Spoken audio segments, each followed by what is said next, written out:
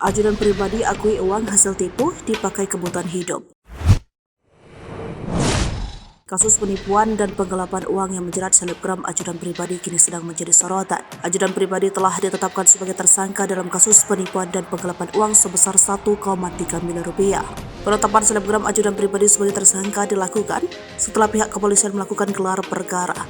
Dalam kasus ini, ajudan pribadi dikenai pasal 378 KUHP tentang penipuan atau pasal 372 KUHP tentang penggelapan dengan ancaman pidana 4 tahun penjara. Di sisi lain, ajudan pribadi mengaku menyesal setelah disinggung perihal kegunaan uang korban 1,3 miliar tersebut. Ajudan pribadi mengaku menggunakan uang untuk memenuhi kebutuhan hidup.